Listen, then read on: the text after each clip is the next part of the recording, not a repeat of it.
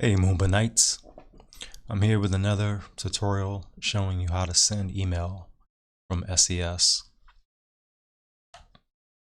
Now, my plan is to use this to allow customers to contact me from my side hustle business site.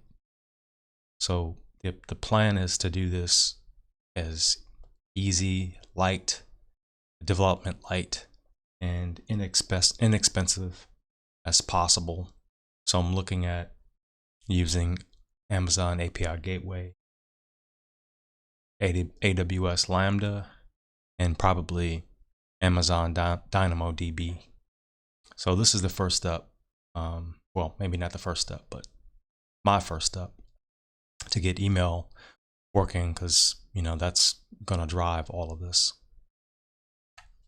So the first thing we want to do is go to Amazon Simple Email Service. So let's talk about this. It used to be a lot easier to send email from AWS based on my research, but because of spam and scams and everything else, now you're required to verify your email address and maybe also the sending domain. I don't know if you need both, but you definitely need one or the other. And I'm doing both. I'm going to show you how to do both. So click Get Started. Here it's asking you for your email address. That's the first step. So I provided mine here. And you're going to notice that the email address and the domain are different. So in the second step, adding your sending domain. Here I have sanjapfarm.com. This domain is hosted with AWS and Route 53. It's not required. You may have yours with GoDaddy or cheap names or something. The process should be similar. It's going to be different for your domain registrar, but it should be close. Click Next. So here's the review page showing your email address and the domain. Once again, domain for my email address is gmail.com. And the sending domain is sanjapfarm.com. So the key differences: if you're verifying your identity with your email address, and that's really what this is doing, once it's verified for that one address. If you want to add other email addresses later, they have to be verified individually. With a sending domain, everything that's under that domain is covered as far as being verified. So if I had a subdomain, for example, greg.sanjapfarm.com, it would be covered just as well as any other subdomain under that domain. So that's the nice thing about it. If you have a domain that's verified, then you can have multiple email addresses under that domain that automatically get verified. So you don't have to go through this process again. Okay, here it says that my identity was verified, at least the first part of it, setting up the configuration. And it's also telling me that an verification email was sent to my Gmail email address that I provided. So down in the bottom left, you can see verify email address. That's the first step. And it also shows my email. So I'm going to go there. Now I looked in my, normal inbox. I didn't find the email. So I checked my spam, and sure enough, that's where it was. So you may want to click the button that says report not spam, so that any future emails that you get from Amazon don't go there. But this email contains a link, so you have to click the link to verify. Okay, so here's a message telling me that my email address was verified. And the section that's highlighted here is basically telling you that you're in a sandbox environment, which means that any emails that you send, they're not real. They're simulated. So basically, whatever you do here is not going to leave Amazon, and that's for protection against spammers. Okay, so you can see the top right where it says that my email address is verified. In the middle, we're on to the second step, which is optional. It says send a test email. So once again, this email that gets sent is it's not a real email, and you know, so when I send it to my email, I won't see an email. If I go check with my email client, I won't see an email there. But this, I guess, just basically lets you know whether things have been configured correctly. This is the what the blank page looks like, and you have two options: formatted and raw. I just selected the default, which is formatted. Fill out this information. The drop-down list gives you some choices for the simulation. Basically, successful delivery or not successful. Select the first one, successful delivery. Add a subject, body, and then click send test email. Okay, so this tells me that my test email was sent. The next step, verify my sending domain.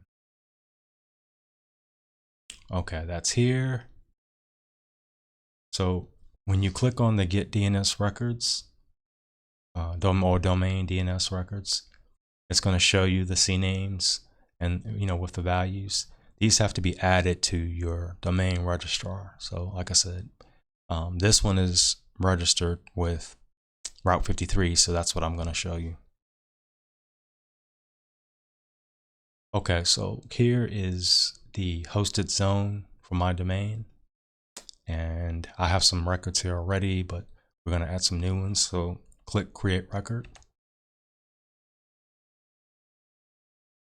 Okay, so starting with the record name, the value that you copied from the previous page or two that showed the CNAMEs and the values, you want everything except what comes after the last dot, basically, which is your subdomain. So something.com, for example, in my case.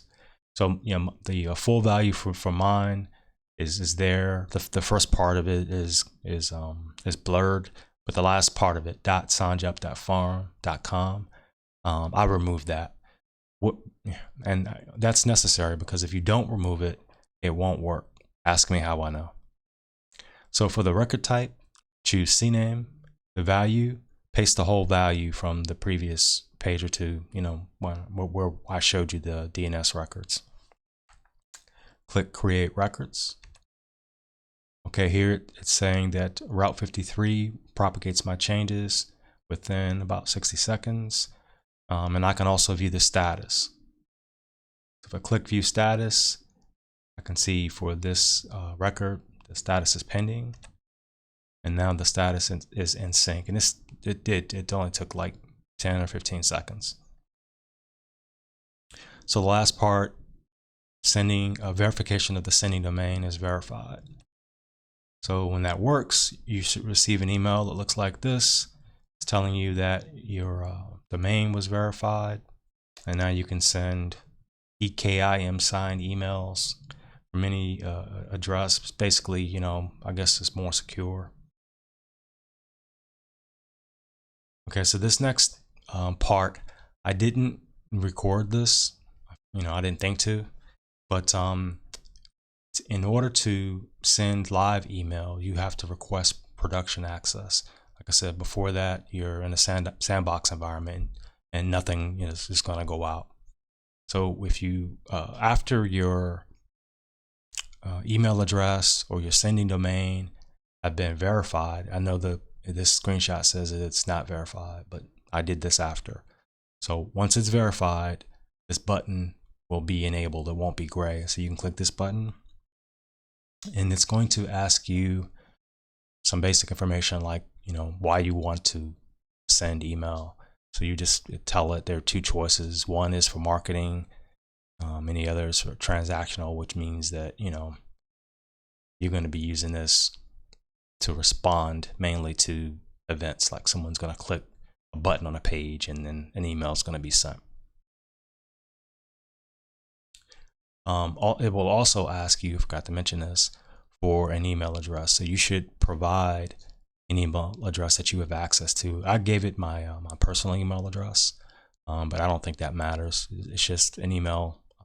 It should be something that you can have access to, because they're going to send you an email that you should check. So here it tells me that my request for production access was submitted, and it may take up to 24 hours to review and I guess approve. Here is an email that I received. This is just verifying the request that I made. And if you click on that link, it opens a page in AWS on the support page, so you can see the case or whatever it was opened, and there's a ticket. So here's the page that I mentioned. So you have a case ID, subject is SES production access, and at the bottom where it says correspondence, you can see it says production access request. And I don't think you have to do anything with this unless something goes wrong or they need some more information. But that I just wanted to show this because it could become an important part of the process later. Okay, that's all I wanted to show you in this video. If you found value, you know what to do. The button, like, and subscribe. Thanks.